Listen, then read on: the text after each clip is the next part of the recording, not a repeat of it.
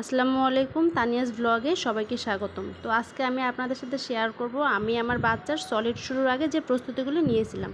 তো এখানে আমি একটা নিয়ে নিলাম আমার বাচ্চাকে পানি খাওয়ার জন্য সিলিকনের মামপট, এবং এটা হচ্ছে একটা সিলিকনের ফিডার যেটা দিয়ে আমি আমার বাচ্চাকে খিচুড়ি সেরেলাক খাওয়াতে পারবো, এবং কি আমি যখন বাইরে যাই এটা যে কোনো খাবার আমি নিয়ে ক্যারি করে আমার বাচ্চাকে খাওয়াতে পারবো। তো এটা আমার কাছে খুবই হেল্পফুল মনে হয়েছে, এই জন্য আমি এটা নিয়ে নিয়েছিলাম। এরপর নিয়ে নিয়েছি আমি আমার বাচ্চাকে ফল খাওয়ানোর জন্য একটা ফ্রুট চুষনি। যেহেতু বাচ্চারা ফল হাতে খেতে চায় না, এটা দিলে বাচ্চারা হাতে ধরে ইজিলি খেতে পারবে। এরপর আমি নিয়ে নিয়েছি আমি আমার বাচ্চার জন্য একটা ম্যাশ বাটি, যেটা দিয়ে আমি আমার বাচ্চাকে যে কোনো খাবার ম্যাশ করে খাওয়াতে পারবো। যেহেতু বাচ্চারা মাত্র দুধ থেকে খাবার শুরু করে, ওরা কোনো দানাদার খাবার খেতে পারে না, তো আমি এখানে ভাত সিদ্ধ বা আলু টালু যে কোনো খাবার ম্যাশ করে খাওয়ানোর জন্য এই বাটিটা নিয়ে নিচ্ছি।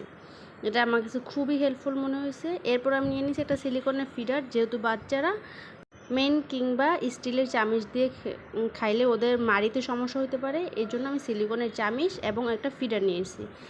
যেহেতু ফিডার নিয়েছি, ফিডার ক্লিনজার তো লাগবেই, আমি ফিডার ক্লিনজারটা দিয়ে ওর মামপট এবং ফিডার ক্লিন করতে পারবো। এরপর নিয়ে নিয়েছি দুটা পাতিল, যেটা দিয়ে আমি আমার বাচ্চার খিচুড়ি ইভেন আরেকটা দিয়ে হচ্ছে ওর সেরেলাক রান্না করে খাওয়াতে পারবো। তো ধন্যবাদ সবাইকে আমার ভিডিওটি দেখার জন্য। সবাই লাইক দিয়ে আমার পাশে থাকবে।